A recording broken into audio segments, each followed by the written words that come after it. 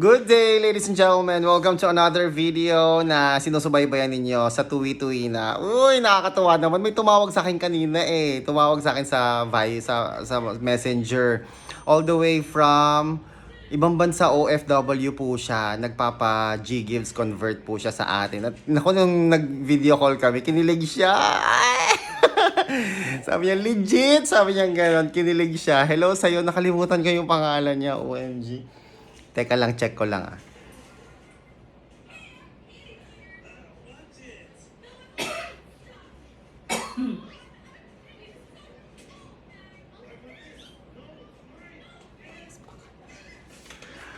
Ayun, si Gepax Pakana. Hi, Gepax Pakana. Ayan, all the way from...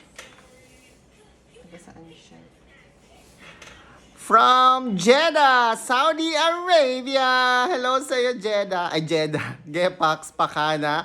Maraming salamat sa iyong panonood sa aking YouTube channel at patuloy na pagsubaybay. Maraming salamat po.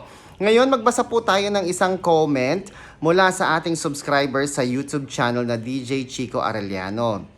Sabi dito, 595 ang kanyang G-score. At pwede na ba daw ba siyang mag-full payment? At kung mag-full payment siya, pang-apat niya na itong G-loan. Magkano daw kaya yung kanyang pwedeng ma-loan? Nako mga kaibigan, G-loan usapan na naman tayo. G-loan, di ba? G-loan usapan na naman po tayo mga kaibigan. Yan po ang sinasabi natin sa inyo na hindi... Noon, way back siguro last year, 2022, 2021, yung G-loan natin, okay pa siya. Kumbaga, pag nag-full payment ka, makaka-repeat loan ka agad-agad, tumataas siya. Pero ito recently lang po ha, nitong November or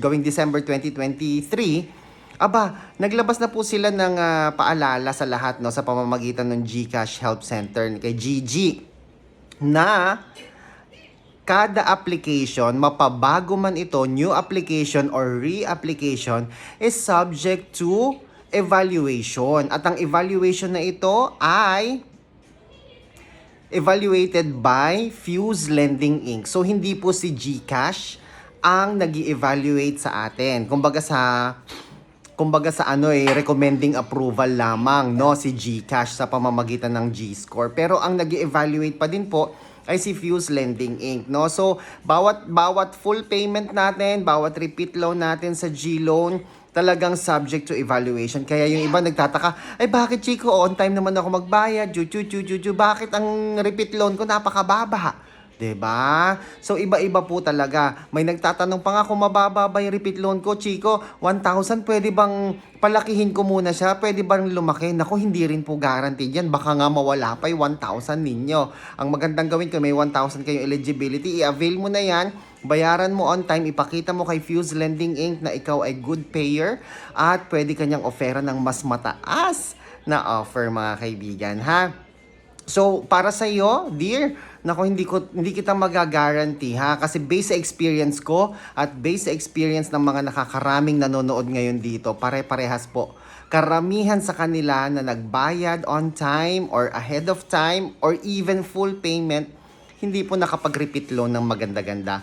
Although, may mga exemption to this statement kasi may iba naman na nakakapag-advance full payment pero nakakapag-repeat loan naman ng mas mataas pa. So, depende talaga sa evaluation po ni Fuse Lending Inc. Hindi talaga siya guaranteed at 100% sure mga kaibigan. Kaya kung kayo may G-loan, i-avail nyo na po yan para pakita nyo kay Fuse Lending Inc. na kayo po ay good payer. Okay? So, para sa iyo, dear, hindi ko lang sure no, kung ikaw ba ay mabibigyan ng mas mataas pang eligibility sa G-loan. Mga kaibigan, tuwing alas 3 ng hapon onwards, 3 p.m. onwards, ang releasing ng ating G-Gives Cash Convert. At maraming salamat po sa lahat ng mga nagtitiwala sa atin sa G-Gives Cash Convert. Ang daming nag-PPM sa atin.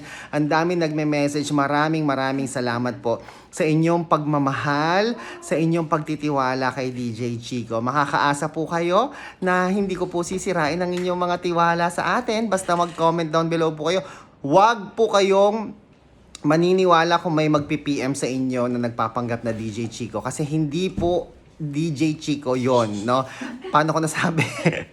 Kasi siya yung unang nag-PM sa'yo eh. Normally po, kayo po dapat ang unang magme-message sa akin, okay? Kayo po dapat ang magme-message sa akin. Hindi po ako ang lalapit sa inyo at mag-aalok. Kayo po ang lalapit o mag-PPM sa akin. Yung link po ng aking pinagsasabi dito, yung, para ma-reach out nyo po ako, no? Para maabot nyo po ako, you can reach me to this link found in the comment section or description box sa baba. Okay?